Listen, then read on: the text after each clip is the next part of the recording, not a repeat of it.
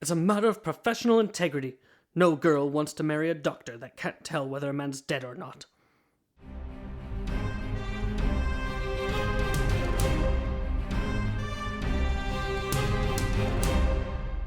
Hello, everyone, and welcome to episode number 34 of Movies Are Awesome, the show all about being a responsible adult. My name is Nathan Pottle, and thank you so much for joining me today. I don't think today is going to be a super long episode because I am just getting over a cold. I've got a cough. I don't know if you can hear it in my voice, but my throat is pretty raw right now, so I don't want to be talking for too much. So we'll just get into what I have to say. I'm not going to get on any tangents, probably. I'm going to just talk about what I want to talk about and move on. So, yeah. Last week I talked about if I was going to go see the Lighthouse, I would talk about it this week. I did go see the Lighthouse, and I am not going to go talk about it this week just because the movie, it's very much an art house type film. It's the kind of movie that most people would not really enjoy. It's a very artistic film, and everything is very symbolic. It all means a lot of stuff. It was also a little bit kind of strange and weird, so I don't really want to talk about it. So I have seen it. It was a good movie if you're into that kind of stuff. It's very well made. I appreciate the cinematography. Sound design is really good. Willem Dafoe and Robert Pattinson both give excellent performances. So if you're wanting like pure cinema, that's what the Lighthouse is. If you're not into that kind of stuff, probably stay home. And viewer discretion is advised. Some weird stuff happens in that movie. But that's not what I'm talking about today. I thought it would be interesting to discuss the streaming wars. Now, if you're not familiar with what the streaming wars are, basically you have a million companies who are making their own streaming services, and all of them want you to subscribe to them, and they want to make money off of it. So basically I want to talk about what do I think this means for movies. Is it going to slowly be the death of the movie theater, things like that. And yeah, that's what I'm going to talk about today. It's very interesting stuff, the kind of shift in the industry that we're on the verge of and that we're starting to see, especially with smaller films. And I used to work at a movie theater. I don't anymore, but smaller movies are definitely suffering right now when it comes to making money. It's just not happening anymore. The only things that you're seeing make tons and tons of money are big blockbusters or remakes of things that we're familiar with and things like that. I actually did some research. I looked up what are the top 5 highest grossing films so far this year. These are international numbers that I looked at, not domestic. So for international, obviously the number 1 movie of the year is Avengers Endgame, followed by The Lion King, Spider-Man Far From Home, Captain Marvel, and then lastly is Toy Story 4. Those are all Disney movies, except for Spider-Man Far From Home. Like, Disney kind of worked on them with it, but it is a Sony film. But other than that, like, those are all, like, 3 of them are Marvel movies, 1 is a Disney remake, and 1's a Toy Story sequel. So, as you can see from there's nothing in this list that is an original idea or the first movie in a series. And that's fine. I like all of these movies. I'm not as into Captain Marvel as when I initially saw it. I kind of cooled on that movie a bit. But think about even 10 years ago, the highest grossing film of the year was Avatar. And Avatar is an original concept. Yes, you can say that the story is very derivative of other stories like Dances with Wolves and Pocahontas and all of these things, and that's fine. But it is an original property by James Cameron, didn't have a sequel, not part of a series, and it was the most popular film of the year. Yes, it was a big blockbuster, but it was original content. In 2010, you had movies like Inception, which made a ton of money. In 2014, Interstellar also made lots of money, and those are big blockbusters, but they're not sequels. They're not part of a series. And we don't see that anymore. And that's really a shame, because that means that more and more studios are not going to put their faith in original content anymore. It's going to be more and more and more just remakes, sequels, big block, but whatever they think is going to make money. And that's a shame because last week I saw Jojo Rabbit, which is my favorite movie of the year. I looked it up. Internationally, it's only made $11 million so far. I don't know what the budget was, but it was more than 11 million, I'm sure of that. And it's so sad that movies like this that are so good, probably has a very good chance of winning Best Picture this year, is just not going to make any money. Even one of my other favorite movies of this year, Once Upon a Time in Hollywood, it made 371 million, which is substantially more than 11 million, but I think that's just riding off of the name of Quentin Tarantino, and if any other director would have made this movie, it would not have gotten this kind of response. I really liked the movie. I think it's great. Really wonderful performances by Leonardo DiCaprio and Brad Pitt in Once Upon a Time in Hollywood. But it has like that star power and also the prestige of being directed by Tarantino. So that's why you see that 371 million. But even at 371 million, that doesn't crack the top 25 movies of the year. It's just not enough money. And Once Upon a Time in Hollywood cost 90 million to make. I did find the budget for it. So yeah, it did make its money back, and that's all fine and good. But I think overall, we're starting to see this downgrade of original films just not making its way into enough theaters, not making enough money, and not being as popular.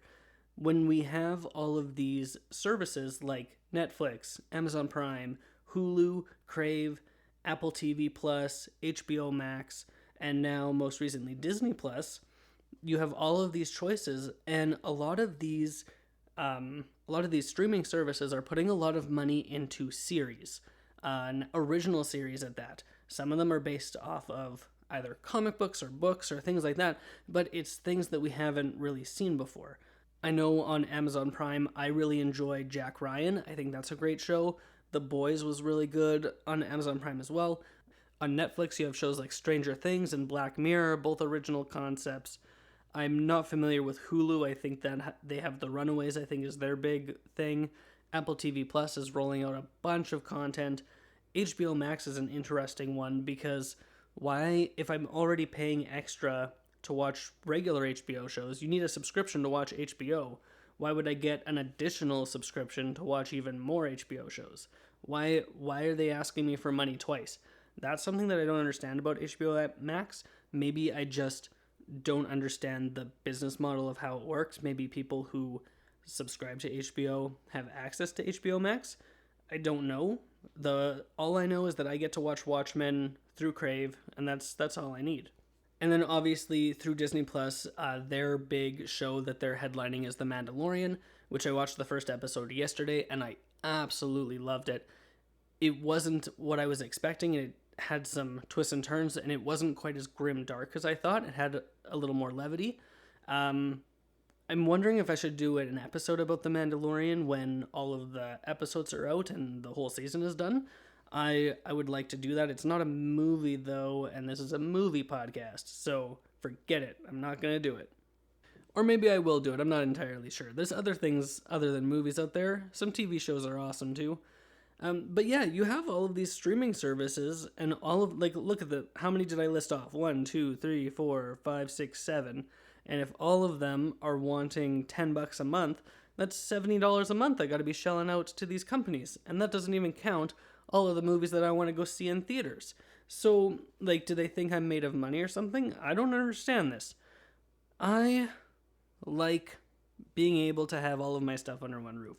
And when you get to this point where you have all these different streaming services, it gets to a point where you have to start picking and choosing. So for myself, out of those ones I listed, I have Amazon Prime, Crave, and Disney Plus. And that is it. I got rid of my Netflix. I don't need it anymore. I don't have Hulu. Apple TV Plus, I'm not needing it. And HBO Max, like I said earlier, I get HBO through my Crave subscription. So it doesn't make sense to get HBO Max just because they're making House of the Dragon. I think House of the Dragon is going to be exclusively on HBO Max. If any of you don't know what that is, House of the Dragon is a prequel series to Game of Thrones, which is going to take place 300 years before the events of the original show, kind of highlighting Aegon's conquest and the rise of the Targaryen family. It's a show that I would really like to watch and I'd be super interested in, but not if I have to pay for HBO Max to get it. It's just not gonna happen. And it's interesting because you have all of these streaming services that are focusing on series.